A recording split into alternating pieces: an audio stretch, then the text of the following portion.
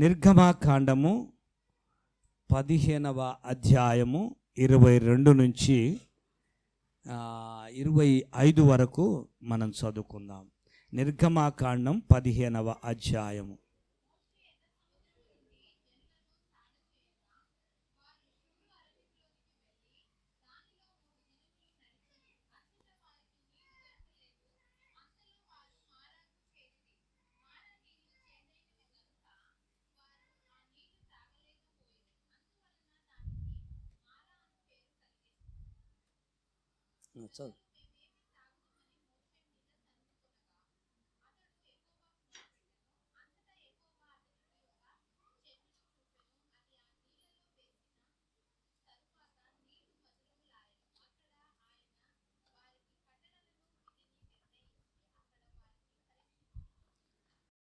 దేవునికి స్తోత్రము. ప్రియమైనటువంటి వాళ్ళారా, చదవబడ్డ వాక్య భాగములోపట ఇశ్రాయేలు ఐగుప్త బానిసత్వం నుంచి విడిపించబడ్డారు. పాలు తేనెలు ప్రవహించే కానానుకు వారు ప్రయాణమైపోతూ ఉన్నారు. దేవునికి స్తోత్రము. దేవుడే వారిని నడిపిస్తున్నప్పుడు ఆ యొక్క యాత్రలో దేవుడు వారితో ఉండి అద్భుతమైనటువంటి కార్యాలు జరిగించినటువంటి దేవుడై ఉంటున్నట్టుగా మనం గమనిస్తూ ఉంటున్నాం. దయచేసి మీరు అందరూ జాగ్రత్తగా గమనించాల్సిన విషయం ఏంటంటే, విస్తారమైనటువంటి డబ్బున్న వానికి సమస్యలు ఉన్నాయి, డబ్బు లేని వానికి సమస్యలు ఉన్నాయి,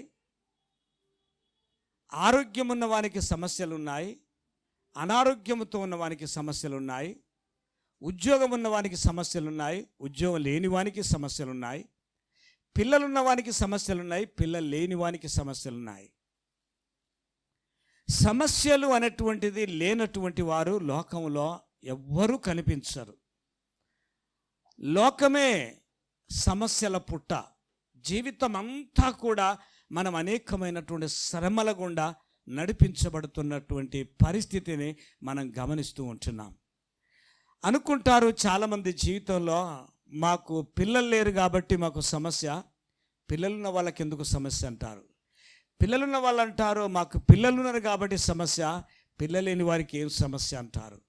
అంటే లోకములో ఏవి ఉన్నా లేకపోయినా మానవ జీవితం అంతా కూడా సమస్యలతో కూడినటువంటిదిగా మనం చూస్తూ ఉంటున్నాం. ప్రియమైనటువంటి వారలా, ఈ సమస్యల వలయములో, ఈ సమస్యల లోకములోపట మనం వెళుతున్నప్పుడు ఏ రీతిగా మనకు ఈ సమస్యల నుంచి అధిగమించగలమనే విషయాన్ని మనం ఆలోచించాలి. దేవుని వాక్యం ఈ రీతిగా సెలవిస్తుంది. యోబు గ్రంథం 7వ అధ్యాయం 1వ వచనం ఏముందంటే, నరుని కాలము భూమి మీద యుద్ధ కాలము కాదా. అంటే మానవుని యొక్క జీవితము భూమి మీద యుద్ధము లాంటిది. రెండవదిగా చూసినట్టయితే 5వ అధ్యాయం యోబు గ్రంథం 7వ వచనంలో చూసినట్టయితే, నిప్పు రవ్వలు లేచినట్లుగా మనుషులు శ్రమానుభవమునకే పుట్టి ఉన్నారు అంటాడు మరెక్కడ వాక్య భాగము లోపట. ప్రియమైన వారలారా, మానవుని జీవితం యుద్ధము. దేవుని వాక్యం సెలవిస్తుంది, నిప్పు రవ్వలు లేచినట్టుగా మనుషులు శ్రమానుభవమునకే పుట్టి ఉన్నారని దేవుని యొక్క వాక్యం సెలవిస్తున్నట్టుగా మనం చూస్తాం. చూడండి, గమనించండి. ఈ నిప్పు రవ్వలు ఎప్పటి వరకు లేస్తాయి అని అంటే, మంట ఎంత కాలమైతే మండుతుందో అంతకాలము నిప్పు రవ్వలు లేస్తూనే ఉంటాయి. ఈ యొక్క నిప్పు రవ్వలు ఎప్పుడు ఆగిపోతాయంటే, మంట ఆర్పివేస్తే నిప్పు రవ్వలు ఆగిపోతాయి. మానవుడు జీవించినంత కాలము ఏదో ఒక రకమైనటువంటి సమస్యల చేత బాధపడుతూ శ్రమ పడుతూ గడిపేటువంటి దినాలను మనము తేటగా చూస్తుంటున్నాం. ప్రియమైన వారలారా, ఇక్కడ చదవబడ్డ వాక్య భాగం చూసినట్టయితే, ఇశ్రాయేలు ఐగుప్త బానిసత్వం నుంచి విడిపించబడి కానానుకు ప్రయాణం చేస్తున్నారు. దేవుని సన్నిధి వారికి తోడుగా ఉన్నది. మోషే నాయకత్వం కింద ఆ ప్రజలు నడిపించబడుతూ ఉన్నారు. మరి దేవుడు నడిపిస్తున్నప్పుడు శ్రమలు ఎందుకు రావాలి? దేవుడే వారితో ఉన్నప్పుడు, దేవుని సన్నిధి వారితో ఉన్నప్పుడు, దేవుడే వారిని నడిపిస్తున్న సమయంలో పట్ల ఎందుకు ఈ సమస్యలన్నీ వారికి వస్తున్నాయనే విషయాన్ని మనం జ్ఞాపకం చేసుకుందాం. ఈ వాక్యాన్ని మనం సరిగ్గా అర్థం చేసుకుంటే ప్రతి సమస్య లోపల కూడా మనము ఏమంటారు, నిర్భయంగా దాంట్లో కొనసాగడానికి వీలుగా ఉంటుంది. ప్రియులారా, గమనించండి. మరి దేవుడు ఇశ్రాయేలును ఎర్ర సముద్రం వరకు నడిపించుకుంటూ వచ్చాడు. ఎర్ర సముద్రం దగ్గరికి వచ్చినప్పుడు మరి ప్రజలు ముందుకు చూస్తే సముద్రం ఉన్నది, వెనకకు చూస్తే ఫరో సైన్యము మరి రథముల గుర్రముల శబ్దం వినబడుతుంది. ఎడమ వైపు పర్వతాలు ఉన్నాయి, కుడివైపు పర్వతాలు ఉన్నాయి, ముందు సముద్రం ఉంది, వెనుక సైన్యం ఉన్నది. ఇశ్రాయేలు లోయలో ఉన్నారు. వారు ఎక్కడ వెళ్ళాలో అర్థం కానటువంటి పరిస్థితిలో వారు అక్కడ బంధించబడ్డట్టుగా చూస్తూ ఉంటున్నాం.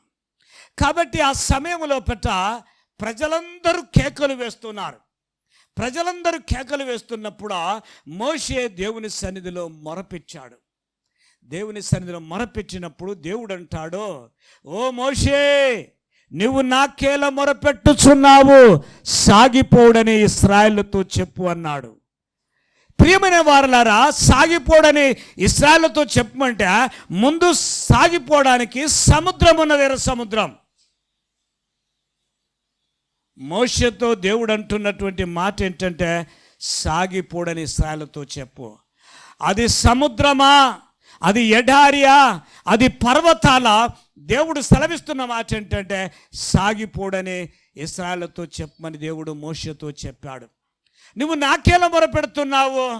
నీ చేతిలో ఉన్న కర్రను చాపి ఆ సముద్రమును పాయలు చేయమని దేవుడు మోషేతో పలికినట్టుగా మనం గమనిస్తూ ఉంటున్నాం. ప్రియులారా, గమనించండి.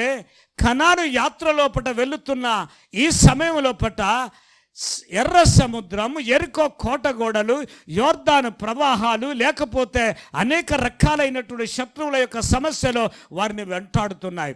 సమస్యలు నానా రకాలుగా ఉన్నాయి, కానీ సమస్యలన్నిటి పరిష్కరించేటువంటి వాడు ఒక్కడే, ఆయన ఒక్కడే. నీ సమస్య ఆర్థిక ఇబ్బందుల, నీ సమస్య అనారోగ్య పరిస్థితుల, నీ సమస్య పిల్లల వివాహం కాలేదా, నీ సమస్య నీ పిల్లలకు ఉద్యోగం దొరకలేదా, నీకు ఉండడానికి ఇల్లు లేదా, నీకు ఎలాంటి సమస్యలతో నువ్వు నడిపించబడుతున్నావు? సమస్యలు నానా రకాలుగా ఉంటాయి, కానీ ఆ సమస్యలన్నిటికీ పరిష్కారం ఇచ్చేటువంటి వాడు దేవుడు ఒక్కడే, ఆయన ఒక్కడే. దేవుని నామానికి మహిమ కలుగును గాక.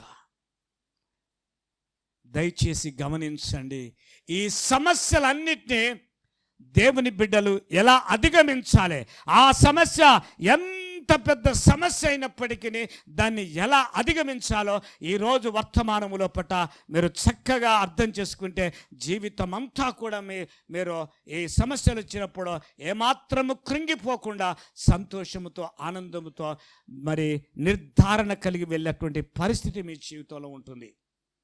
ప్రియమైనటువంటి వాళ్ళ, మొదటిగా ఇశ్రాయేలు ఎర్ర సముద్రం దగ్గరికి వచ్చారు. ఎర్ర సముద్రం దగ్గరికి వచ్చినప్పుడు సముద్రం ఉంది కనుక వాళ్ళు అక్కడ ఆగిపోయారు. దేవుడు సెలవిచ్చాడు మోషేతోటి. ఇశ్రాయేలంతా కూడా మోషే మీద సనుగుతున్నారు, కానీ మోషే మాత్రము దేవుని మీద సనగటం లేదు. అయ్యా, ఎందుకు ఈ సనుగుతున్న ప్రజలను నాకు ఇచ్చావయ్యా?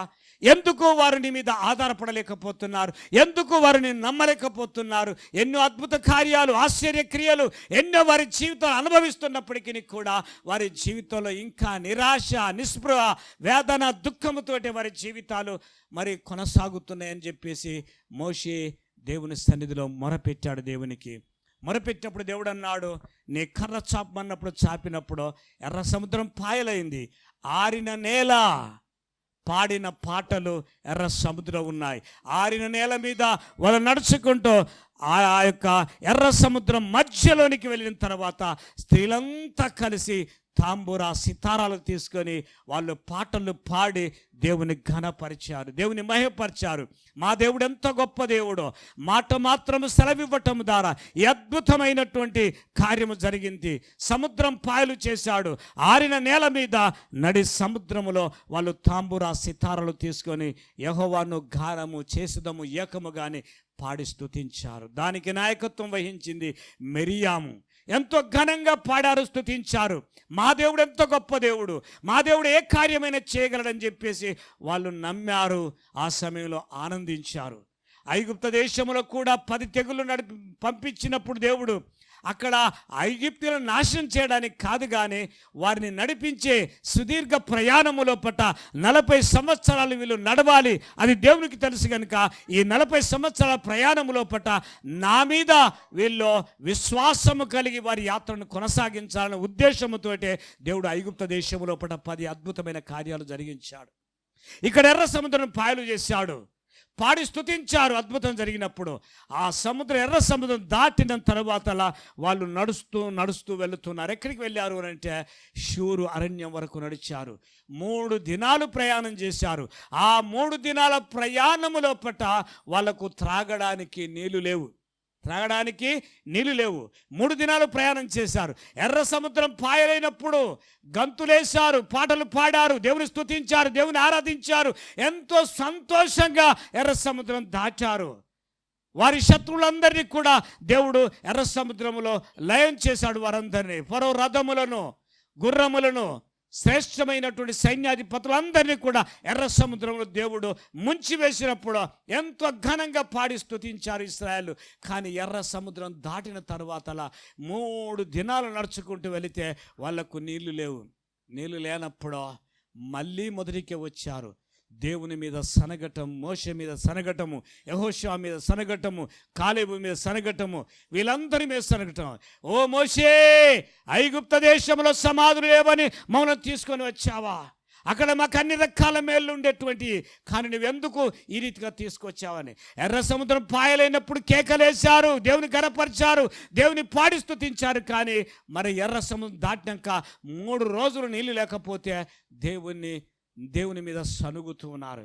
మానవ జీవితంలో మనుషుల యొక్క పద్ధతి ఆ రీతిగానే ఉంటుంది. నువ్వెంత ప్రార్థించినా, నువ్వెంత వాక్యం చదివినా, నువ్వెంత దేవునిలో ఎదిగినానన్నా నీకు అన్ని సజావుగా జరుగుతున్నప్పుడు దేవుని ఆరాధిస్తావు, దేవుని ఘనపరుస్తావు, దేవుని మహిమపరుస్తావు. కానీ జీవితంలో అనుకోని సమస్యలను జీవితంలో ఎదురైనప్పుడు నువ్వు కృంగిపోతావు, దేవుని మీద ఉన్నటువంటి విశ్వాసాన్ని తగ్గించుకుంటావు. కానీ ఈనాటి వాక్యం ఏం చెప్తుందంటే శ్రమల్లో ఆనందించడం నేర్చుకోవాలి, శ్రమల్లో దేవుని సన్నిధిలో సాగిపోవటం నేర్చుకోవాలని చెప్పేసి దేవుని యొక్క వాక్యం సెలవిస్తుంది. దేవునికి మహిమ కలుగును గాక.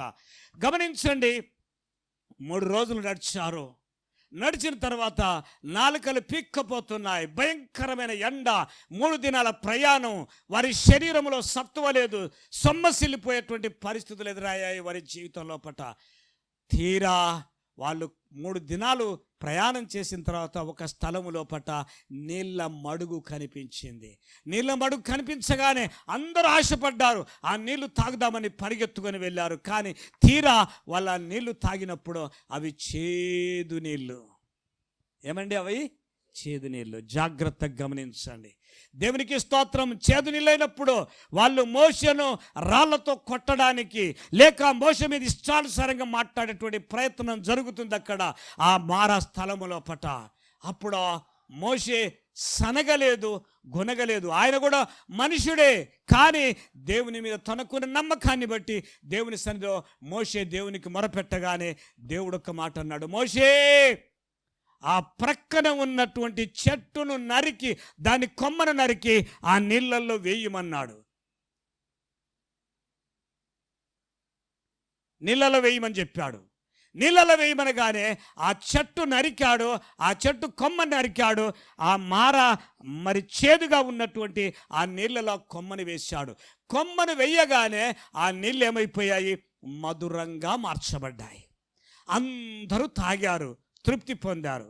దయచేసి ఈ వాక్య భాగములో ఉన్న సత్యాన్ని అందరూ ఎన్నోసార్లు విన్నా గమనించాల, గ్రహించాలని మనవి చేస్తుంటున్నాను. ఇక్కడ చేదు నీళ్ళు ఉన్నాయి, ప్రక్కన ఒక చెట్టు ఉన్నది. నీళ్లు ముందున్నాయా, చెట్టు ముందున్నదా? దయచేసి ఆలోచించండి. చెట్టు ముందున్నదా, నీళ్లు ముందున్నాయా? చెట్టే ముందున్నది. అది మొక్కని రాయబడలేదు అక్కడ, అది చెట్టని రాయబడ్డది. అంటే ఈ నీళ్లు వస్తాయి పోతాయి. వర్షాకాలంలో గుంత నిండవచ్చు, వర్షాకాలం ఎండిపోయినాక గుంట ఎండిపోవచ్చు, కానీ నీళ్ళు వస్తాయి పోతాయి, కానీ చెట్టు మాత్రమో అక్కడ ముందే ఉన్నది. అంటే నీ జీవితంలో వచ్చేటువంటి సమస్య ఏదైతే ఉంటుందో అది దేవుడు ముందే ఎరిగినటువంటి వాడు. నీ సమస్య ఏందో ఆయనకు ముందే తెలుసు, కానీ దా సమస్య కంటే ముందుగా నీ జీవితంలో పడ సమస్యకు పరిష్కారం దేవుడు అక్కడే పెట్టాడు. ఒకసారి చప్పట్లు కొట్టి దేవుని కనపరుస్తామా? ఈ నీళ్ళు వచ్చినప్పుడు చెట్టు లేదక్కడ, నీళ్ళు రాకముందే చెట్టు అక్కడ ఉన్నది. రాత్రికి రాత్రి ఆ చెట్టు పెరగలేదక్కడ. ఈ నీళ్ళ కంటే ముందే అక్కడ చెట్టును దేవుడు నాటి పెట్టాడు. ఎందుకంటే దేవుడు సర్వజ్ఞాని, ఆయన అనంత జ్ఞాని, అధిక బల సంపన్నుడు. మన దేవుడు అనంత జ్ఞాని. మన జీవితంలో ఎవరికి ఎక్కడ ఎలాంటి సమస్యలు ఎదురవుతాయో ఆయన ఎరిగినటువంటి దేవుడు. అందుకే ఇశ్రాయేలు ప్రజలు ఎర్ర సముద్రం పాయలైనప్పుడు గంతులేస్తారు, ఆనందిస్తారు, స్తుతించి పాడుతారు, నన్ను ఆరాధిస్తారు. కానీ 3 దినాలు నీళ్ళు లేకపోతే వాళ్ళు నా మీద సనుగుతారన్న విషయము దేవునికి తెలుసు కనుక వాళ్ళు ఇక్కడికి వస్తారు, వారికి సమస్య ఎదురవుతుంది, అప్పుడు నా మీద విశ్వాసం ఉంచరు, వాళ్ళు సన్నగిల్లుతారు, నా మీద సనుగుతారు అనుకున్నాడు దేవుడు. అందుకే ఆ నీళ్ళ కంటే ముందుగా వాళ్ళు రాకముందే దేవుడు అక్కడ చెట్టును పెట్టాడంటే నీ సమస్య కంటే ముందుగా అక్కడ పరిష్కారం ఉన్నది. నీకు సమస్య రాకముందే నీ సమస్యకు పరిష్కారం ఏంటో దేవుడు అక్కడ నిర్ణయించి పెట్టినట్టుగా మనం చూస్తూ ఉంటున్నాం. ఇశ్రాయేలులో మోషే కొమ్మ కొట్టివేయగానే నీళ్లు మధురంగా మార్చబడ్డాయి, చేదు నీళ్లు. వాళ్ళు తాగారు, దేవుని స్తుతించారు, మళ్ళీ నుంచి ప్రయాణము ప్రారంభించినట్టుగా కొనసాగించినట్టుగా మనం చూస్తున్నాం. మోషే జీవితం లోపట ఎర్ర సముద్రం పాయలేనప్పుడు ఆ మారా అనేటువంటి స్థలము లోపట కృంగిపోయినటువంటి ఆ పరిస్థితి లోపట తిరిగి దేవుడు వారిని ధైర్యపరచడానికి అద్భుతమైనటువంటి కార్యం జరిగించి వారిని కనాను యాత్రలో కొనసాగించినట్టుగా మనం చూస్తున్నాం. నేను 3 వ్యక్తుల గురించి మీ ముందు ఉంచుతాను. ఇది మొదటి సమస్య. ఏమండి, ఎర్ర సముద్రం పాయలైనప్పుడు సంతోషించారు, కానీ దేవుడు ఎంత గొప్ప దేవుడో చరిత్రలో పట ఎప్పుడు కానీ విని ఎరగనటువంటి అద్భుతమైనటువంటి కార్యము ఇశ్రాయేల్ మధ్యలో జరిగించినప్పుడు ఎంతో ఆనందించారు, గంతులు వేశారు. కానీ 3 రోజుల ప్రయాణము లోపట నీళ్లు లేకపోతే దేవుడు ఏ అద్భుతం చేస్తాడని కనిపెట్టలేదు, కానీ దేవుని మీద సనిగినట్టుగా మనం చూస్తూ ఉంటున్నాం. మొదటిగా. రెండవది మనం గమనిస్తాం, మన సమస్య కంటే ముందే దేవుడు అక్కడ జవాబును ఏర్పాటు చేసి చూస్తాడు అనేటువంటిది 3 విషయాలు మీ ముందు ఉంచాలని ఆలోచిస్తున్నాను. దేవునికి స్తోత్రము కలుగును గాక. రెండవది, మోషే తల్లిదండ్రులు ఐగుప్తులో బానిసలుగా ఉన్నారు, కఠినమైనటువంటి బానిసత్వాన్ని అనుభవిస్తున్నటువంటి దినాలు. అందుకే ఇశ్రాయేలు గురించి మాట్లాడినప్పుడు దేవుడు ఏమంటే వారు ఇనుప కొమిలిలో కాల్చబడుతున్నటువంటి పరిస్థితి ఇశ్రాయేలు ప్రజలకు ఉన్నది. ఎంతో ఘోరమైనటువంటి బానిసత్వాన్ని వాళ్ళు అనుభవిస్తున్నటువంటి దినాలు అవి. 430 సంవత్సరాలు ఇశ్రాయేలు ఐగుప్తు దేశంలో పట్ట బానిసలుగా ఉన్నారు. విడిపించడానికి దేవునికి స్తోత్రము, దేవుడు వారి మరణ విని దేవుడు మోషేను వారికి పంపినటువంటి సంగతి మనకు తెలుసు. దానికి ముందుగా మోషే జీవితంలో జరిగిన ఒక అద్భుతమైనటువంటి కార్యాన్ని మనం ఆలోచన చేద్దాం. మరి ఐగుప్తు దేశంలో పట హెబ్రీయులు విస్తరిస్తున్నప్పుడు ఐగుప్తీలకు ఒక ఆలోచన వచ్చింది. ఏంటి అంటే, వీళ్ళను మనం ఏమి అనకపోయినట్టయితే వీళ్ళు విస్తరించి బలమైనటువంటి జనం అవుతారు, అప్పుడు మనల్నే వాళ్ళు బానిసలుగా తీసుకుంటారనేటువంటి ఆలోచన ఐగుప్తీలకు వచ్చింది. కాబట్టి ఆ రాజు ఒక ఆలోచన చేశాడు. ఏంటి ఆలోచన అంటే, హెబ్రీ స్త్రీలకు పుట్టిన ఆడపిల్లలను బ్రతకనివ్వాలి, మగపిల్లలు చంపివేయాలి. ఒకవేళ మగపిల్లలను కనుక బ్రతకనిచ్చినట్టయితే, ఒకవేళ వాళ్ళే మన మీద తిరుగుబడితే ఐగుప్తీయులను చంపుతారు, రాజ్యాన్ని వశం చేసుకుంటారన్న తలంపుతోటి ఫరో ఒక ప్రకటన చేశాడు. ఏంటి అంటే, హెబ్రీ స్త్రీలకు పుట్టే ఆడపిల్లలను బ్రతకనివ్వండి, మగపిల్లలను చంపివేయమన్నాడు. మోషే పుట్టినప్పుడు ఆ కఠినమైనటువంటి ఆజ్ఞ ఫరో యొక్క రాజా భవనములో నుంచి వెళ్ళి వెలువడ్డది. మగపిల్లలందరినీ చంపివేయాలి. దేవుడు అద్భుతమైనటువంటి కార్యాలు జరిగించేటువంటి దేవుడు. దేవునికి స్తోత్రము. కనుక మరి ఆ ఆజ్ఞ బయలుదేరినప్పుడు మోషే తల్లి 3 మాసములు పిల్లవాని శబ్దం బయటికి రాకుండా చాలా జాగ్రత్తగా మెయింటైన్ చేసేది. ఆ 3 నెలలు అయిన తర్వాత ఆమె వల్ల కాలేదు. ఎందుకంటే మగపిల్లవాడిని గుర్తిస్తారు, సైనికులు తిరుగుతూ ఉంటారు, మరి గుర్తుపడతారు కనుక నా కొడుకుని ఎలాగూ చంపేస్తారు అని చెప్పేసి మోషే తల్లి ఆలోచిస్తుంది. ఏం చేయాలి నా కుమారుని? ఆయన దివ్య సుందరుడు అనేటువంటి మాట ఉంది. ఆ చక్కటి కుమారునికి జన్మనిచ్చిన తల్లి ఈ కుమారుడు ఏమైపోతాడో అని చెప్పేసి ఏడుస్తున్నది. ఏడుస్తూ ఏం చేసింది? ఒక జమ్ము పెట్టెను సిద్ధం చేసి ఆ జమ్ము పెట్టె లోపట మోషను ఉంచాది. 3 మాసాల బాబుని అందులో ఉంచి ఆమె ఏమనుకుందంటే ఆ నైలు నదికి తీసుకొని వెళ్ళి అందులో సమర్పయాని అంటే అర్పిస్తున్న నైలు నదికి. ఏ మొసలి తింటుందో, ఎవరి చేతిలో పడతాడో, ఎక్కడ చనిపోతాడో కొడుకు తెలియదు. 9 మాసాలు మోసేది. ఏమండి, స్త్రీ జీవితం లోపట ఒక పాపకు జన్మనిచ్చే సమయం లోపట 9 మాసాలు మోసి జన్మనిచ్చే సమయంలో మరణపు అంచుల వరకు వెళుతుంది తల్లి. కొన్ని సందర్భాల లోపట తల్లి మరణించి బిడ్డకు ప్రాణమిస్తుంది. మరి ఈ సమయం లోపట 9 మాసాలు మోసి పెంచి మరి కన్నది. కానీ ఆ కుమారుడు దివ్య సుందరుడు, చక్కటి రూపం కలిగినట్టు వర్చస్సు కలిగినటువంటి కుమారుని చూసి తల్లి మరి ఏం చేయాలో అర్థం కాక తల్లడిల్లుతో ఒక జమ్ము పెట్టెని చేసి అందులో ఆ కుమారుని పెట్టి ఆ నైలు నదిలో వదిలిపెట్టినట్టుగా మనం చూస్తూ ఉంటున్నాం. జాగ్రత్తగా గమనించాలా. ఇది సమస్య. మోషే బ్రతకటం ఒక సమస్య, ఆ తల్లికి అది పెద్ద సమస్య. ఒక్కొక్కరి జీవితంలో ఒక్కొక్క రకమైన సమస్య ఉంటుంది. చాలామంది ఏమనుకుంటారంటే నా సమస్య నీకుంటే నువ్వు మాట్లాడలేవు అంటారు. ఇంకొకరిని మాట్లాడిస్తామంటారంటే నా సమస్య ఉంటే అది నువ్వు బ్రతకవు అంటారు. ఎవరికంటే ఎవరి సమస్య వారిదే. సీత బాధ సీతది, పీత బాధ పీతది, ఎవరి సమస్యలు వారియే. దేవునికి స్తోత్రము కలుగును గాక. కానీ మన దేవుడు ఎలాంటి దేవుడు అంటే అద్భుత కార్యాలు, ఆశ్చర్యమైన కార్యాలు జరిగించేటువంటి వాడు. అందుకే యేసయ్యకు ఒక పేరుంది. ఆయన చిత్రకారుడు, చరిత్రకారుడు. ఆయన చిత్రకారుడు, విచిత్రకారుడు, చరిత్రకారుడు. అద్భుతమైన కార్యాలు, ఆశ్చర్యమైన కార్యాలు జరిగించేటువంటి గొప్ప దేవుడు. గమనించండి, నైలు నదిలో మోషే తల్లి ఆ జమ్ము పెట్టెను వదిలిపెట్టింది. ప్రాణాలు గాలిలో తేలిపోతున్నాయి. నా కుమారుడు ఏమవుతాడు? మరలా నాకు కలుస్తాడా లేదా ఈ కుమారుడు? దివ్య సుందరుని దేవుడిచ్చాడు. దేవునికి స్తోత్రం. తల్లి ఏడుస్తూ ఆ కుమారుని ఆ నైల్ నదిలో వదిలిపెట్టింది. జాగ్రత్తగా గమనించండి, మోషేను వదిలిపెట్టక ముందే, నైలు నదిలో మోషేను వదిలిపెట్టక ముందే దేవుడు రాజా ఆస్థానములో ఉన్నటువంటి ఫరో కుమార్తెతో మాట్లాడాడు. ఏమన్నాడంటే నువ్వు స్థానానికి ఆ స్థలానికి వెళ్ళమన్నాడు. ఎక్కడికి? నైలు నది దగ్గరికి వెళ్ళండి, నువ్వు వెళ్ళి అక్కడ నువ్వు స్థానం ఆచరించు అని చెప్పేసి దేవుడు రాజ్యభవనములో ఉన్నటువంటి ఎవరండి ఫరో కుమార్తెతో దేవుడు శాసించాడు, వెళ్ళమని చెప్పాడు. ఆమె ఏం చేసేది? చెలికత్తెలను తీసుకొని నైలు నదికి వెళ్ళేటువంటి పరిస్థితి కలిగి అప్పుడు ఆ జమ్ము పెట్టె కొట్టుకొని వచ్చి ఆ యొక్క ఫరో కుమార్తె ఎక్కడైతే స్నానం చేస్తుందో ఆ స్థలము లోపట, ఆ నాచు లోపట, ఆ తుంగ అలాంటి అవి ఉన్న స్థలము లోపట ఆ జమ్ము పెట్టి ఆగిపోయింది. అక్కడ పిల్లవాడు కేకలేసి ఏడుస్తున్నాడు. దేవుని స్తోత్రం. అప్పుడు ఆ స్త్రీ అన్నది, ఆ ఫరో కుమార్తె అన్నది, ఆ జమ్ము పెట్టి ఏంటో తీసుకురమ్మన్నప్పుడు ఆ జమ్ము పెట్టెను తీసుకొని వచ్చినప్పుడు దివ్య సుందరుడైనటువంటి మోషే ఫరో కుమార్తె కనిపించాడు. ఇంకో విచిత్రం ఏంటో తెలుసా? మన దేవుడు ఎంత చిత్రకారుడో తెలుసా? మీరు గమనించాలి. అది ఫరో కుమార్తెకు పిల్లలు లేరు. మోషే ఏమండి, ఫరో కుమార్తెకు పిల్లలు లేరు. దేవునికి స్తోత్రం.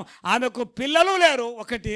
రెండవదిగా అదే సమయానికి మోషను వదిలిపెట్టినటువంటి సమయానికే ఫరో కుమార్తెను దేవుడు అక్కడ పంపించాడు. అంటే అర్థం ఏంటంటే మోషే తల్లి జీవితంలో ఆమెకు ఏర్పడిన సమస్య మరి అక్కడ ఉండగానే, ఆ సమస్య అక్కడ ఉండగానే దానికి జవాబుగా దేవుడు ఫరో కుమార్తెను ముందే అక్కడ పంపించినట్టుగా మనం గమనిస్తూ ఉంటున్నాం. దేవునికి మహిమ కలుగును గాక. ప్రియమైనటువంటి వారలారా, దయచేసి గమనించాలా. సమస్య రాకముందే, నీకు సమస్య రాకముందే పరిస్థితి ఎరిగినటువంటి దేవుడు, నిన్ను కాపాడడానికి, నిన్ను సంరక్షించడానికి, నీకు మేలు చేయడానికి ఆయన ముందే సిద్ధపరిచేటువంటి దేవుడు. అందుకే 91 దావీదు కీర్తనలో ఉంటుంది, నువ్వు నడుస్తున్న మార్గములో నీ కాలుకు రాయి తగులకుండా తన దూతలను నీకంటే ముందుగా పంపించేటువంటి దేవుడు. దేవునికి స్తోత్రం. మన జీవిత యాత్రలో సాగిపోతుంటాము, కానీ అడుగడుగునా నిన్ను కాపాడడానికి ఆయన తన దూతలకు ఆజ్ఞాపించి నీ సంరక్షణ కోసం నువ్వు ఆయనను మర్చిపోతావు. దేవునికి స్తోత్రము. కానీ ఆయన నిన్ను మర్చిపోడు. అందుకే గమనించండి, కొన్నిసార్లు మనం అనుకుంటాం, సమస్యలు ఎదురైనప్పుడు ఏమనుకుంటామంటే దేవుడు నన్ను మర్చిపోయాడు, నన్ను విడిచిపెట్టాడు అనుకుంటాం మనం. యెషయా గ్రంథం 49వ అధ్యాయం 14వ వచనం మనం చూసినట్టుంటే, సీయోను కుమార్తె యెహోవా నన్ను మర్చి ఉన్నాడో, నన్ను విడిచిపెట్టి ఉన్నాడని అనుకొనుచున్నది. దేవుడు నన్ను మర్చిపోయాడు, నన్ను విడిచిపెట్టాడు అనుకుంటుంది. కానీ 49వ యెషయా గ్రంథం 15వ వచనం ఉందంటే, స్త్రీ తన గర్భమున పుట్టిన చంటి బిడ్డను పాలివ్వడానికైనా మర్చునేమో, కానీ నేను నిన్ను మరువను, నిన్ను నా అరచేతిలో చెక్కుకొని ఉన్నాను, నీ ప్రాకారము నిత్యము నా ఎదుట ఉన్నాయి. దేవుని నామానికి మహిమ కలుగును గాక. దేవుడు ఎప్పుడు మనల్ని మర్చిపోడు. ఆయన విడిచిపెట్టే దేవుడు కాదు. ఆయన తల్లి గర్భం నుంచి నీవి లోకానికి వచ్చిన దినం మొదలుకొని ముదిమి వచ్చు వరకు, తల వెంట్రుకలు నెరయి వరకు ఆయన నిన్ను ఎత్తుకొని సంరక్షించి నిన్ను కాపాడి ఆదరించేటువంటి దేవుడు, నిన్ను కాపాడే దేవుడు, నిన్ను సంరక్షించే దేవుడు, నిన్ను పోషించే దేవుడు, నీ పట్ల జాగ్రత్త బాధ్యత కలిగినటువంటి దేవుడై ఉంటున్నట్టుగా మనం చూస్తున్నాం. కొన్నిసార్లు తల్లి మరుస్తుంది, తండ్రి మరుస్తాడు, విడిచిపెడతారు. కానీ నిన్ను సృష్టించిన దేవుడు, నువ్వు పుట్టింది మొదలుకొని ఈ లోకం విడిచే వరకు నిన్ను విడువనటువంటి దేవుడు. అందుకే యెషయా గ్రంథం 54:10 వచనం ఏమంటారంటే, పర్వతములు తలిగిపోయినా, మెట్టలు తత్తరిల్లినా, నా కృప నిన్ను విడిచిపోదో, నీతో నేను చేసిన సమాధాన సంబంధమైన నిబంధన తొలగిపోదని నీ ఎడల జాలిపడి యెహోవా సెలవిస్తున్నాడు. నీతో ఒక నిబంధన చేసిండు. ఏంటంటే సమాధాన సంబంధమైన నిబంధన. బిడ్డ, నువ్వు నాకు ఇష్టురాలుగా ఉంటే, నువ్వు నాకు ఇష్టుడిగా ఉంటే, నీ జీవిత కాలమంతా నిన్ను కాపాడి పోషించి ఆదరించి సంరక్షించే తండ్రిగా నేను నీతో ఉంటాను. ఎవరు విడిచినా, ఎవరు మర్చినా నిన్ను విడువని ఎడబాయినటువంటి తండ్రిగా నేను నీతో ఉంటాను. నిన్ను ఏమాత్రం విడువను, నిన్ను ఎన్నడూ ఎడబాయను. కానీ ఆయనే చెప్పాను కదా. అవును ప్రియమైన సహోదరి సహోదరులారా, ఆయన నిన్ను సంరక్షించి కాపాడడానికి అందరికంటే ఎక్కువ బాధ్యత వహించేటువంటి దేవుడు మన దేవుడై ఉంటున్నట్టుగా మనం చూస్తుంటున్నాం. అందుకే మోషే నైలు నదిలో వదిలిపెట్టక ముందే దేవుడు ఫరో కుమార్తెకు ఆజ్ఞ ఇచ్చాడు, నువ్వు వెళ్ళమని. అంటే నీ సమస్య రాకముందే దానికి జవాబు దేవుడు అక్కడ సిద్ధపరిచి ఉంచినట్టుగా మనం గమనిస్తూ ఉంటున్నాము. దేవునికి మహిమ కలుగును గాక. మూడవదిగా చూసినట్టయితే, యోనాతో దేవుడు ఒక రోజు అన్నాడు, యోనా, నీవు నినివేకు వెళ్ళి నా ప్రజలతో వారి మీదికి వారిని నాశనం చేయబోతున్నాను. నా ఉగ్రత ఆ నినివే పట్టణం మీద దిగబోతుంది కనుక ఒకవేళ నువ్వు వెళ్ళి ప్రకటించినట్టయితే వాళ్ళు మనసు మార్చుకుంటే నేను కాపాడుతాను కనుక నువ్వు వెళ్ళమని చెప్పేసి నినివేకు వెళ్ళమని చెప్పేసి యోనాతో చెప్పినప్పుడు యోనా నినివేకు వెళ్ళకుండా తార్షీష్కు ప్రయాణమైపోతూ ఉంటాడు. తార్షీష్కి వెళుతూ ఉంటాడు. దేవుని స్తోత్రము. ఎప్పుడైతే ఒక విషయం గమనించాలి, ప్రతి వ్యక్తి గమనించాల్సిన విషయం ఏంటంటే, మనము దేవుని మార్గమును విడిచిపెట్టినప్పుడు సాతాను మార్గం రెడీగా ఉంటుంది. ఏమండి, నినివే వెళ్ళమని దేవుడు యోనాతో చెప్పాడు. యోనా సముద్రం దగ్గరికి వెళ్ళి నిలబడ్డప్పుడు అక్కడ ఏ ఓడలు ఉన్నాయంటే తార్షీషు ఓడలు ఉన్నాయి, నినివే ఓడలు లేవు. కారణం ఏంటంటే, యోనా ఇంటి నుంచి వెళ్తున్నప్పుడు ఏమనుకుండంటే, నేను నినివేకు వెళ్ళను, తార్షీషుకి వెళ్తానని చెప్పేసి వెళ్ళాడు. ఆ సముద్రం దగ్గరికి వెళితే అక్కడ నినివే ఓడలు లేవు, తార్షీషు ఓడలు రెడీగా ఉన్నాయి కనుక తార్షీషు ఓడలోకి ఎక్కినట్టుగా చూస్తూ ఉంటున్నాం.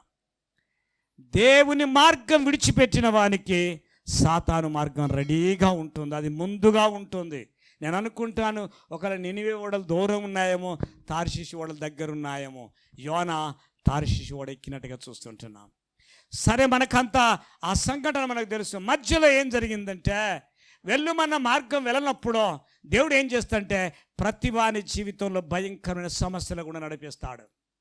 మనం దేవుని మన యొక్క జీవితం పరిపక్వత చెందనప్పుడు దేవుని స్థానం ఎలాగుంటుందంటే, నువ్వు 50 ఏళ్ళ క్రైస్తవుడవైనా 100 ఏళ్ళ క్రైస్తవుడైనా దానివల్ల ఏమి ఒరిగేది లేదు దేవునికి. ఎందుకంటే నీ జీవితం మారనప్పుడు నువ్వెంత ఆరాధించినా, దేవుని ఎంత ఘనపరిచినా, నీకు నీవే గనుడం అనుకుంటూ లోకంలో తిరిగినా దానివల్ల ఏమి ప్రయోజనం ఉండదు, దేవునికి ఉండదు, నీకు అంతకంటే ఉండదు. నీ జీవితం మారకపోతే సముద్రంలోనికి వెళ్ళినంత భయంకరమైన తుఫాన్ చెప్పించాడు. ఏమండి, ఒక్క యోనాకు బుద్ధి చెప్పడానికి సముద్రంలో భయంకర తుఫాన్ తెప్పించాడు. ఎన్నో మరి ఓడలలో ఉన్నటువంటి సరుకంతా సముద్రం పాలు చేశారు. కొన్ని కోట్ల ఖరీదు చేసినటువంటి సరుకంతా సముద్రం పాలైపోయింది. అంతేకాదు, ఆ ఓడల్లో ప్రయాణం చేస్తున్నటువంటి మనుషుల యొక్క బ్రతుకు చేతుల్లో పట్టుకొని వాళ్ళు బతుకుతున్నారు. ఏమైపోతుందో, ఈ తుఫాన్ ఆగే పరిస్థితి లేదని చెప్పేసి అనుకుంటున్న సందర్భంలో వారి దేవతలకు చీటీలు వేసుకున్నారు, మొక్కుబళ్ళు కట్టుకున్నారు. చివరికి ఆ చీటీ యోనా మీద వచ్చింది. నువ్వెవరు అన్నప్పుడు ఏమంటాడు ఇంకేనా? బుద్ధి ఉండాలి. ఏమన్నాడు ఇంకేనా? నేను ఆకాశముకు భూమికి సృష్టికర్త అయిన యెహోవా దేవుని యొక్క దాసుని అంటాడు. అంత పెద్ద పేరు పెట్టుకున్నాడు. మరి నీ వలనే వచ్చింది ఆ చీటీ అన్నప్పుడు అంటాడు. యోనా ఒక మంచి మాట చెప్పాడు. ఏంటంటే, మరి ఎట్లాగాలే ఈ యొక్క తుఫాను, లేక ఈ యొక్క సముద్రంలో వచ్చినటువంటి ఈ తుఫాను ఎలాగా ఆగాలంటప్పుడు యోనా ఒక మాట అంటాడు, నన్ను ఎత్తి లేబట్టి సముద్రంలో వేయండి, తగ్గిపోద్ది అన్నాడు. అనగానే వాళ్ళందరూ అతను లేబట్టి సముద్రంలో వేయగానే సముద్రం నిమ్మలం అయిపోయింది. అప్పుడు యెహోవా దేవునికి అందరూ భయపడ్డారు. కానీ నా అంశం అది కాదు. నా అంశం ఏంటంటే, యోనాను ఎత్తి సముద్రంలో వేశారు. యోనాను వేసి సముద్రంలో ఎత్తినప్పుడు ఒక చేప వచ్చి మింగింది. అక్కడ ఒక చేప వచ్చి యోనాను మింగింది. ఈ చేప ఇప్పుడే సృష్టించాడా, అది ఎప్పుడో సృష్టించబడదా? చెప్పండి, మీరు చెప్పండి. ఎప్పుడో సృష్టించబడ అంటే యోనా రాకముందే, యోనా సమస్య కంటే ముందే అక్కడ పరిష్కారం ఉన్నది. హల్లెలూయా, దేవుని నామానికి స్తోత్రాలు. ఆ చేప వయసంతో మనకు తెలియదు. అంతేకాకుండా ఒక మనిషిని మింగగలిగిన తిమింగిలానికి దేవుడు ఆజ్ఞ ఇచ్చాడు. కొద్ది నిమిషాల లోపట నా కుమారుడైనటువంటి యోనాను ఎత్తి సముద్రంలో వేస్తుండ్రు. కాబట్టి ఆ చేప అక్కడనే లేదు, అది ఎక్కడో ఉన్నది. కాబట్టి నువ్వు ఇమీడియట్గా పలాని స్థలమునకు వెళ్ళమని చెప్పేసి దేవుడు ఆ చేపకు ఆర్డర్ ఇచ్చాడు. ఆ చేప ఎక్కడో ఉన్నటువంటి చేప పరిగెత్తుకొని యోనాను వేసేటువంటి స్థలానికి వచ్చి యోనాను అలా అయ్యగానే అది నోరు తెరిచింది, మెంగేసింది. దేవునికి స్తోత్రము. నీ సమస్య కంటే ముందే దేవుడు నీకు పరిష్కారం ఏర్పాటు చేసేటువంటి దేవుడై ఉంటున్నట్టుగా మనం గమనిస్తూ ఉంటున్నాం. ఈ సత్యము గమనించక, ఈ సత్యం మనకు అర్థం కాక మన జీవితంలో సమస్యలు ఏర్పడుతున్నప్పుడు మనం ఏమనుకుంటామంటే, అయ్యో దేవుడు నన్ను మర్చిపోయాడు, నేను దేవుని ఎంతో ఆరాధిస్తున్నాను, దేవుని ఎంతో స్తుతిస్తున్నాను, నేను ఎంతో గొప్ప వ్యక్తిని అని చెప్పేసి నీకు ఫీల్ అయిపోతావు. దేవుని నామానికి స్తోత్రాలు. గమనించాలా, నీవు నమ్మినటువంటి దేవుడు నమ్మదగిన వాడు, కానీ నువ్వు నమ్మదగిన వాడవు కాదు. ఆయనకి ఇష్టరాలుగా నువ్వు జీవించడం లేదు, కానీ ఆయన నమ్మదగిన వాడు. అందుకే తిమోతి అంటాడు, మనము నమ్మదగని వారమైనప్పటికీ ఆయన నమ్మదగిన దేవుడే. ఆయన స్వభావమునకు విరుద్ధమైనటువంటి కార్యములు దేవుడు ఎప్పుడూ చేయడు. ఆయన ప్రేమ కలిగిన దేవుడు, జాలి గల దేవుడు. అనేక తరుణాలను, అనేక అవకాశాలను నీ జీవితంలో, నా జీవితంలో అనుగ్రహిస్తాడు. కారణం ఏంటంటే, మనం ఇంకా మారాలి, సర్దుకోవాలి, మన జీవితాన్ని సరి చేసుకోవాలనే ఉద్దేశంతో దేవుడు ఎన్నో సందర్భాలలో నీకు అవకాశాన్ని కలిగిస్తాడు. అయినా కూడా నీ జీవితం సెట్ రైట్ కానటువంటి కారణం చేత దేవుడు ఇంకా నిన్ను శ్రమల పాలు చేస్తున్నట్టుగా చూస్తూ ఉంటున్నాం. దేవుని నామానికి మహిమ కలుగును గాక. దయచేసి ఒక విషయం గమనించాలి. జీవితంలో శ్రమలు రాకపోతే దేవుని యొక్క అద్భుతమైనటువంటి క్రియలు ఎలాగుంటాయో మనం రుచి చూడలేము. ఎన్ని శ్రమలు వస్తే అంత ఉన్నతమైనటువంటి ఆత్మీయ జీవితంలో నీవు ఎదగడానికి వీలుంటున్నట్టుగా మనం గమనిస్తూ ఉంటున్నాం. దేవునికి స్తోత్రం. యోనాను వేయకముందే ఆ సముద్రంలో దేవుడు చేపను రెడీగా ఉంచినట్టుగా మనం చూస్తూ ఉంటున్నాం. మనల్ని సంరక్షించడం కొరకు, మనల్ని కాపాడటం కొరకు నీవైనా మర్చిపోతావని బిడ్డలను, కానీ దేవుడు మరువడు. అది సత్యమనే విషయాన్ని మనం గమనించాలి. ఒకవేళ ఒక క్షణము గనుక మర్చిపోతే ఈ లోకంలో మనం ఎవ్వరం బ్రతకలేము. దేవునికి మహిమ కలుగును గాక. ఇది 3వ విషయాన్ని గమనిద్దాము. 4వది గమనిద్దాము. దేవునికి స్తోత్రం. యాకోబు జీవితాన్ని జ్ఞాపకం చేసుకుందాం. యాకోబు తన జీవితంలో పట పద్దన రామునకు ప్రయాణమవుతున్నాడు. బేర్షెబా నుంచి వెళ్ళి యాకోబు తన మేనమామ అయినటువంటి లాబాను దగ్గరికి వెళుతూ ఉన్నాడు. తండ్రిని మోసం చేశాడు, అన్నను మోసం చేశాడు, ఆశీర్వాదాలన్నీ పొందాడు. ఆశీర్వాదాలన్నీ పొందిన తరువాతలా తల్లి చెప్పాది, వరే నువ్వు బ్రతికున్నట్టయితే చంపేస్తాడు వెళ్ళరా అన్నప్పుడు యాకోబు ఇల్లును వదిలి వెళ్ళిపోతూ ఉన్నాడు. అంతవరకు యాకోబు జీవితంలో పట ఇల్లును విడిచిన దాఖలా లేదు. ఎప్పుడు ఇల్లును విడిచలేదు. ఏశావేమో ఎప్పుడు ఇల్లు పట్టుండడు, యాకోబేమో ఎప్పుడు ఇల్లును వదలడు. ఇది వాళ్ళిద్దరి మధ్యలో ఒకే తల్లిదండ్రులు కన్నటువంటి పిల్లలు. ఒకడేమో ఇల్లు విడిచిపెట్టి బతకాడు, ఒకడేమో ఇంటుండే బతకాడు. వాడు ఎప్పుడు అడవిలోనే ఉంటాడు. అయితే ఆశీర్వాదాలన్నీ పొందాడు యాకోబు. మోసము ద్వారా వెళుతున్నాడు. బెర్షెబా నుంచి ఎక్కడికంటే పద్దన రామునకు ప్రయాణమవుతున్నాడు. వెళుతూ ఉన్నప్పుడు ఒక స్థలానికి వెళ్ళాడు. పరిగెత్తుకొని వెళ్ళాడు. అలసిపోయాడు. దినమంతా ప్రయాణం చేశాడు. వెళ్ళి లూజు అనేటువంటి ప్రాంతంలోనికి వెళ్ళి అక్కడ అతడు ప్రొద్దుగుంగింది.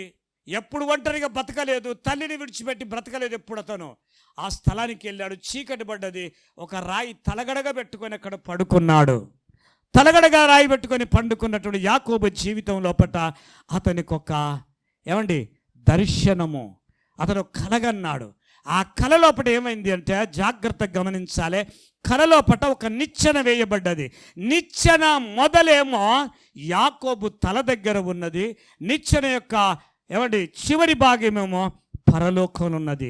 నిచ్చెన మొదటి భాగములో పట్ట మనుషుడు పండుకొని ఉన్నాడు. నిచ్చెన చివరి భాగములో యెహోవా దేవుడు ఉన్నాడు. ఇక్కడ మానవుడు, దేవుడు. నిచ్చెన మొదటలేమో భూమి మీద ఉన్నటువంటి నిచ్చెన దగ్గరనేమో మనుషుడైన యాకోబు పండుకున్నాడు. నిచ్చెన ముగింపు లోపట సృష్టికర్త అయినటువంటి దేవుడు ఉన్నాడు. అక్కడ ఈ మధ్యలో వేయబడ్డ నిచ్చెన అది యేసు క్రీస్తు ప్రభునకు సాదృశ్యమైనటువంటి నిచ్చెన ఉంటున్నట్టుగా చూస్తున్నాం.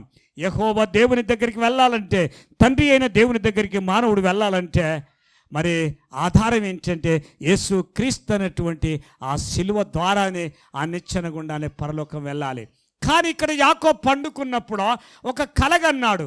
ఆ కలలోపట దేవుని యొక్క దూతలు దిగుతూ ఎక్కుతున్నారా, ఎక్కుతూ దిగుతున్నారా?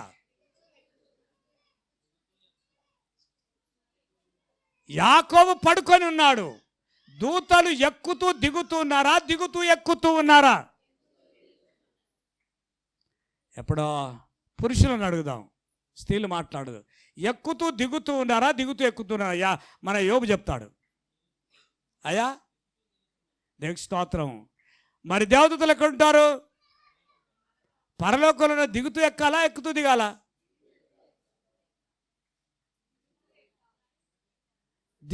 దూతలు ఎక్కడ ఉంటారు? దేవదూతలు ఎక్కడ ఉంటారు?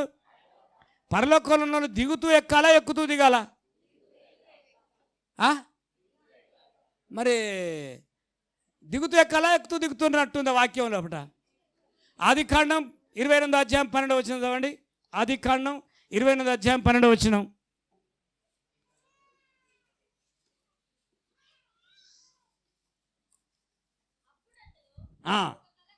ఒక కలగనను, అందులో ఒక నిచ్చెన నా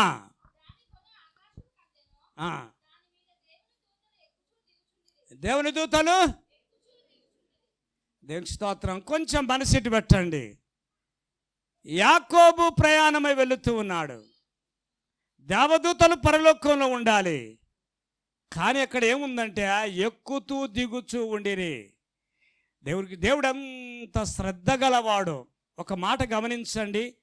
చిన్న పిల్లవాడు ఉన్నాడు, మరి తల్లి పని చేస్తుంటుంది. ఆమె ఎంత బిజీగా ఉన్నా, ఎంత పనిలో ఉన్నా ఒక కన్ను పని మీద ఉంటుంది, ఒక కన్ను పిల్ల మీద ఉంటుంది. ఉంటుందా? ఉండదండి. ఆమె ఎంతన్న పని మీద ఉండనండి, ఒక కన్ను పిల్లవాడి మీద ఉంటుంది, ఒక కన్ను పని మీద ఉంటుంది. ఆమె ఎంతైనా వ్యవధి లేకుండా ఉన్నప్పటికీ దేవునికి స్తోత్రము, తల్లిదండ్రులైనటువంటి మనమే అంత మన పిల్లల మీద జాగ్రత్త కలిగి ఉంటే సృష్టికర్త అయిన దేవుడు ఆయన ఎంత శ్రద్ధ గల దేవుడు అంటే యాకోబు అక్కడ వెళ్ళక ముందే పరలోకంలో ఉన్నటువంటి దూతలను భూమి మీదకి పంపించాడు దేవుడు. హల్లెలూయా! దేవుడు ఎంత శ్రద్ధ గల దేవుడు, ఎంత ప్రేమ గల దేవుడో మనకు దీన్ని బట్టి మనకు అర్థమవుతుంది. అందుకే దేవదూతలు ఎక్కుతూ దిగుతూ ఉండిరి. మరి నీ పాదములకు రాయి తగులకుండా నువ్వు నడుచు మార్గంలో నిన్ను కాపాడడానికి దేవుడు తన దూతలను పంపి సంరక్షించి ఆదరిస్తాడనే విషయాన్ని మనం జ్ఞాపకం చేసుకోవాలి. దేవుని యొక్క ఉద్దేశం ఏంటంటే నీ సమస్య పుట్టక మునిపే నీ సమస్యకు జవాబు అక్కడ ఉంచాడు. నేను ఒక విషయాన్ని అడుగుతాను, మీరు చెప్పాలి. నీ బిడ్డ పెళ్ళి కాలేదు, నీ బిడ్డ వివాహం జరగలేదు, మనం తెగ బాధపడిపోతుంటాం. నీ కొడుకుకు ఉద్యోగం దొరకలేదు, తెగ బాధపడిపోతాం. ఆ బిడ్డకు తగిన భర్తను సిద్ధం చేసి ఉంచిండా లేదా? ఇప్పుడు పుట్టిస్తాడా? నువ్వు ప్రార్థన చేసినప్పుడు పుట్టిస్తాడా? ఏమండి ఇప్పుడు పుట్టిస్తాడా?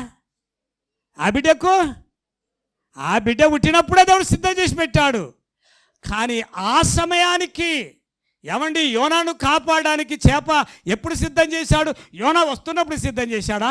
లేదు, ఎప్పుడో సిద్ధం చేశాడు చేపను. దేవుని స్తోత్రం. మరి మారా స్థలము లోపట ఆ చేదైనటువంటి నీళ్ళను మార్చడానికి అక్కడ చెట్టు పెట్టాడు దేవుడు. నీళ్లు రాకముందే అక్కడ చెట్టు ఉన్నది. నీ బిడ్డకో భర్తను ముందే దేవుడు సిద్ధపరిచించాడు. నువ్వు ప్రార్థించంతే, కనిపెట్టంతే.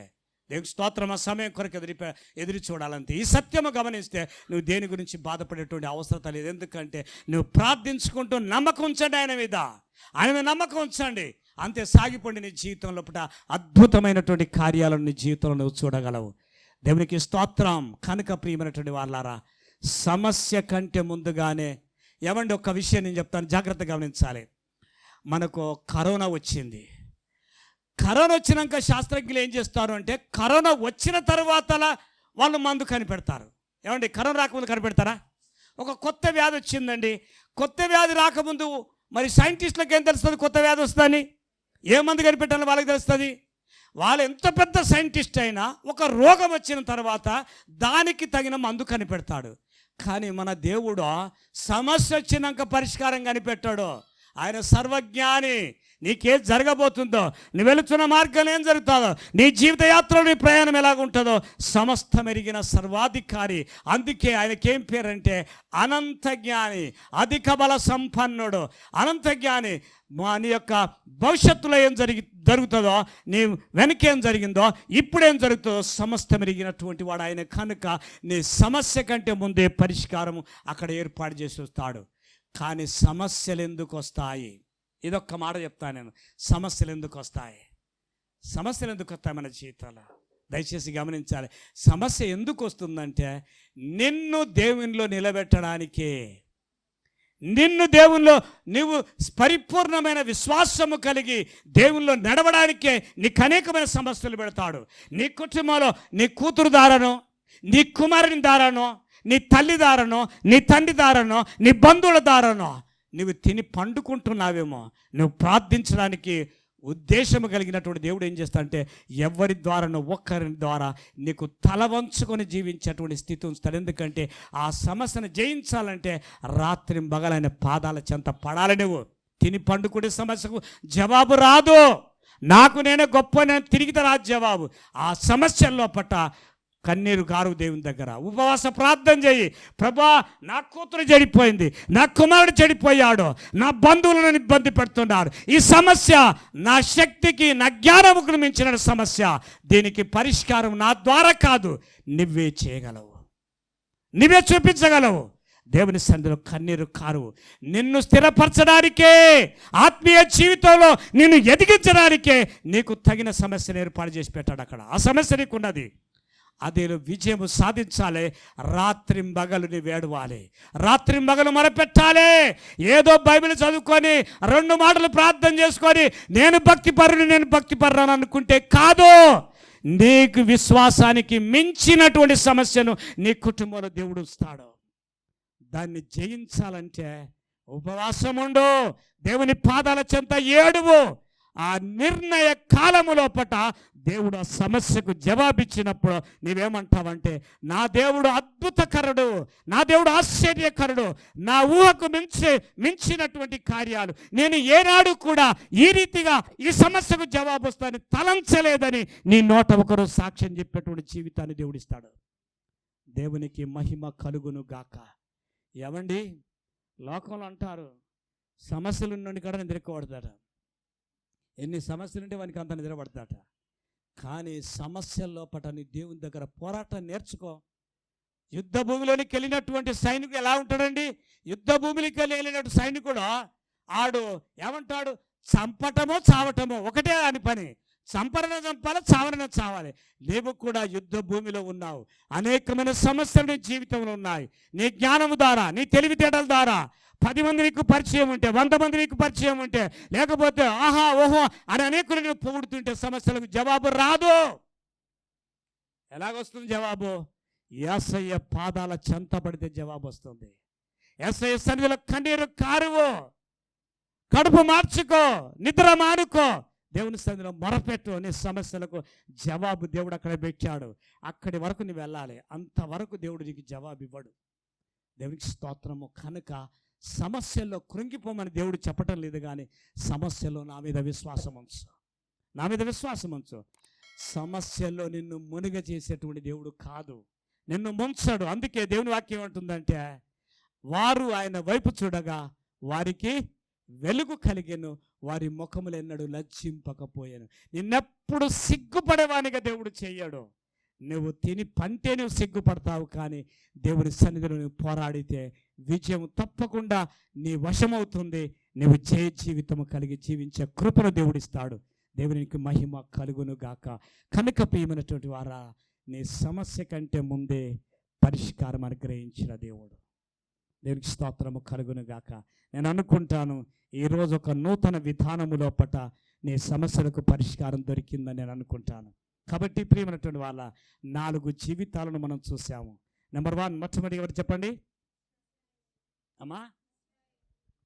ఇశ్రాయేలు ఆ మారస్థలానికి వచ్చినప్పుడు ఆ యొక్క చేదు నీళ్లను దేవుడు మధురంగా మార్చినప్పుడు ఆ సమస్య కంటే ముందే దేవుడు అక్కడ చెట్టును పెట్టాడు, కొమ్మ నరికి వేయటమే. రెండవదిగా మోషే గురించి చూసాము. మోషేను నైల్ నదిలో వదిలిపెట్టినప్పుడు, ఏమంటే నైల్ నదిలో వదిలిపెట్టినప్పుడు దేవుడు మోషేను వదిలిపెట్టక మునిపే రాజా ఆస్థానములో ఉన్నటువంటి ఫరో కుమార్తెతో మాట్లాడు, బిడా నువ్వు వెళ్ళు, ఆ నైల్ నదికి వెళ్ళి స్నానం చేయమని చెప్పి అన్నాడు. ఆమె వెళ్ళింది. అప్పటికి ఆ యొక్క జమ్ము పెట్టొచ్చింది. ఎంతో సంతోషంగా తీసుకొని వెళ్ళింది. విచిత్రం ఏంటో తెలుసా అండి? ఇంకొక మాట చెప్తాను. మోషేను చంపుమని ఐగుప్త రాజ భవనములో నుంచి వెళ్ళి శాసనం వెలువడ్డది. కానీ మన దేవుడు అంత చిత్రకారుడు చూడండి. ఏ రాజభవనము లోపల ఆయనను చంపుమని ఆర్డర్ రిలీజ్ అయిందో అదే భవనము లోపల మోషేను సకల మర్యాదలతోటి పోషిస్తున్నట్టుగా మనం చూస్తాము. దేవునికి మహిమ కలుగునుగా. 40 ఏళ్ళలో మోషే ఐగుప్త రాజ ఆస్థానము లోపల, ఆయన రాజభవనం లోపల సకల సౌఖ్యములతో పెంచబడ్డట్టుగా మనం చూస్తున్నాం. అందుకే మన దేవుడు చిత్రకారుడు, విచిత్రకారుడు, చరిత్రకారుడైనటువంటి దేవుడు. నీ జీవితాన్ని ఆయన చేతిలో పెట్టుకొని ఆయన వాక్యానుసారంగా నడిస్తే సమస్య ఏదైనప్పటికీ పరిష్కారమైన దగ్గర ఉంది. ఇంకో మాట చెప్పనా? నన్ను చెప్పనివ్వండి. మన ఒక సమస్య వచ్చినప్పుడు ఆ సమస్య గురించి మనం ఎంత ఆలోచించినా జవాబు దొరకదట. కానీ దేవుని దగ్గర 1000 పరిష్కారాలు ఉంటాయట. ఆ సమస్యకు మనం ప్రార్థించినప్పుడు దేవుడు సునాయాసంగా నీ సమస్యకు పరిష్కారం ఇస్తాడు. అది రెండవది. మూడవదిగా యోనా వెళుతున్నాడు. నినివేకు వెళ్ళకుండా తార్షీషుకు వెళుతున్నప్పుడు, మరి సముద్రంలో ఎత్తేసినప్పుడు ఆ సమస్య కంటే ముందుగా చేపను రెడీ చేసి పెట్టినట్టుగా చూస్తూ ఉంటున్నాం. యాకోబు ప్రయాణమై పద్దనరాముకి వెళుతున్నాడు. మరి ఆయన ఆ బేతేలు స్థలానికి వెళ్ళకముందే దేవుడు తన దూతలను పంపించి యాకోబు కొరకు ఎదురు చూస్తున్నట్టుగా చూస్తూ ఉంటున్నాం. నిన్ను కాపాడుతాడు, నిన్ను సంరక్షిస్తాడు. అందుకే దేవుని వాక్యం ఇలా సెలవిస్తుంది ఏంటంటే, ఇశ్రాయేలును కాచే దేవుడు కొనకడు, నిద్రపోడు. దేవుని స్తోత్రం. నువ్వు నిద్రపోతావు. కొన్ని నిద్రపోని ఉన్నాయి. ఏంటో తెలుసా? దేవునికి దేవదూతలకు నిద్ర ఉండదు. నిన్ను నాశనం చేసేటువంటి సాతానుకు కూడా నిద్ర ఉండదు. దేవుని నామానికి స్తోత్రాలు. వాళ్ళు 24 గంటలు పనిచేస్తూ ఉంటారు. దేవునికి మహిమ కలుగును గాక. మన ఇంట్లో సమస్యలు ఉన్నాయి, మన జీవితంలో సమస్యలు ఉన్నాయి. వాటికి పరిష్కారం ఏంటండి? పరిష్కారం దేవుని సన్నిధే. దేవుని సన్నిధే. దేవుని సన్నిధిలో మొరపెట్టు. మొదటిగా నీ ప్రార్థన వీలాలంటే మొట్టమొదటిగా నువ్వు చేయాల్సిన కార్యం ఏంటంటే నీలో నువ్వు రూపాంతరం చెందాలి. నువ్వు మారు మనసు రక్షణ అనుభవం పొందిన వాడవై ఉండాలి. అప్పుడు నీ జీవితంలో పట్ల నలగొట్టబడిన జీవితం ఉంటుంది. లేకపోతే వంగని జీవితం, లోబడని జీవితం, ఎదురు మాట్లాడే జీవితం, ఏమండి ఏదైనా జీవితంలో చూడండి. ఇప్పుడు అనుభవం ఉన్నటువంటి వాళ్ళు మాట్లాడే మాటలు వేరుగా ఉంటాయి, ఎవరస్తులు మాట్లాడే మాటలు వేరుగా ఉంటాయి. ఏంటంటే పడుసా పెడుసా కదండి. ఎలా ఉంటారంటే ఏదైనా మాట్లాడతారు. కొంతమంది ముసలోళ్ళు అవుతారు, వాళ్ళు పెడుసుగానే ఉంటారు. ముసలోళ్ళు అయినా ఏమండి వాళ్ళ తెలియాలంటే మోకాల మీద ఉంటారు. ఎందుకంటే వాళ్ళు ఎంత ముసలోళ్ళైనా దానితో సంబంధం లేదు. వయసు పెరుగుతుంది కానీ బుద్ధి పెరగది. వాళ్ళు అలాగే ఉంటారు, వాళ్ళ బతకంతే. వాళ్ళు అనుకుంటారు కలలు కంటారు, కానీ వాళ్ళు దేవునికి ఇష్టమైనటువంటి వాళ్ళు కారు. నీ జీవితం మారకపోతే, నీ జీవితం దేవుని వాక్యము వెలుగులో నువ్వు పరీక్షించుకొని సరి చేసుకోకపోతే నువ్వు లోకంలో ఎన్నెన్న కలిగి ఉండు, దానివల్ల ఏమి ప్రయోజనం లేదు. రెండవ దేవుని రాజ్యానికి చేరవు. అది గ్యారంటీ రాసి పెట్టుకోవాల్సిన విషయం. నువ్వు నలగొట్టబడాలి, దేవుని సన్నిధిలో పట్ట రూపాంతరపరచబడాలి. అందుకే ఫిలిప్పీయులకు రాసిన పత్రికలో పట్ట పౌలు రాసుకుంటూ ఒక మాట అంటాడు, క్రీస్తు యేసుకు కలిగిన ఈ మనసు మీరును కలిగి ఉండుడి. ఆయన దేవాది దేవుడై ఉండి, సర్వలోక నిర్మాత అయి ఉండి, నిన్ను రక్షించడం కొరకు తన ప్రాణమును త్యాగంగా చేసినటువంటి దేవుడు ఆయన ఎలాగొచ్చాడు అంటే కోటాను కోట్ల దూతల యొక్క ఆరాధనను విడిచిపెట్టాడు. తండ్రితో సమానమైనటువంటి స్థితిని వదిలిపెట్టి వచ్చాడు. మనిషిని పోలికగా పుట్టి దాసుని స్వరూపం ధరించి తనకు తానే రిక్తునిగా చేసుకున్నటువంటి దేవుడు. నీ ప్రార్థన ఆలకించబడాలంటే, నీ ప్రార్థన అంగీకరించబడాలంటే నీ జీవితంలో పట్ల దేవుడు ఆశించినటువంటి రూపంలోనికి నువ్వు మారాలి. నేను ఎన్నోసార్లు చెప్పాను, ఒక ఉపమానం చెప్తాను. నేను మంచి ఆర్టిస్టును. నేను బిఎస్సి చదివే రోజుల్లో పట్ల నేను అలా మనుషులను చూస్తే అలా బొమ్మలు వేసేటువంటి వాడిని. అయితే ఎక్కడైనా ఒక బొమ్మ చూసినప్పుడు ఏం చేసేవాడిని అంటే చిన్న బొమ్మ వేసేవాడిని. కానీ ఆ బొమ్మ బాగా ఉండేది, దాన్ని తీసేసి ఇంకో బొమ్మ, అదే బొమ్మ ఇంకోసారి వేసేవాడిని, అది తీసేసి ఇంకోసారి ఒక 10-15 బొమ్మలు వేస్తుంటే. ఎందుకు అంటే నేను ఆడ చూసిన బొమ్మ ఈడ రావాలి. నాకు నా మనోనేత్రముల ఎదుట ఏ బొమ్మ అయితే ఉందో అది ఇక్కడ వచ్చే వరకు 10-20 బొమ్మలు నేను వేస్తూనే ఉంటాను. అందరూ అనేవాళ్ళు, అరే ఇది బాగుంది కదా అని. అంటే అది బాగా మీకుంది, నాకు లేదు. ఎందుకంటే నేను ఏ రూపమైతే చూశానో ఆ రూపం ఇక్కడ రాలేదు. దేవుడు కూడా నిన్ను ఎలా నలుగొడతాడంటే, ఒక పేరు చెప్తాను, ఆ పేరులో ఉన్నటువంటి జీవరత్నం నా పేరు చెప్పుకుంటాను. నేను ఎలా ఉండాలని దేవుడు ఆశిస్తాడో అలా ఉండటం కోసం నన్ను చెక్కుతూ ఉంటాడు. చెక్కినప్పుడు సాన దెబ్బలు, సుత్య దెబ్బలు తగులుతున్నప్పుడు, శిల్పకారులు చెక్కుతున్నప్పుడు మనం అంటారు బాగానే ఉంది, ఇంకెందుకు చెక్కుతుండ, ఆపేస్తే సరిపోద్ది కదా అనుకుంటాం. కానీ దేవుడు కాదు, ఆయన మనోనేత్రముల ఎదుట నిన్ను ఎలా చెక్కాలనుకుంటాడో ఆ చెక్కినప్పుడు ఏమవుతుందంటే, ఆ చెక్కడం అంటే ఏంటంటే అనేకమైన సమస్యల గుండా నడిపించుకుంటూ పోతాడు. అప్పుడు దేవుడు ఆశించిన రూపము నీ జీవితంలో ఎదురైనప్పుడు నిన్ను వదిలిపెడతాడు. దేవునికి స్తోత్రం. కనుక నీ సమస్యలకు ముందే దేవుడు జవాబు పెట్టాడు. అవి అధిరోహించాలి, అవన్నీ పొందుకోవాలంటే జీవితంలో ఓపిక కలిగి, క్రీస్తుతో సహవాసము కలిగి నీ జీవిత యాత్రలో సాగిపోయేటువంటి కృపా భాగ్యము దేవుడు నీకు నాకు అనుగ్రహించి దీవించునుగాక.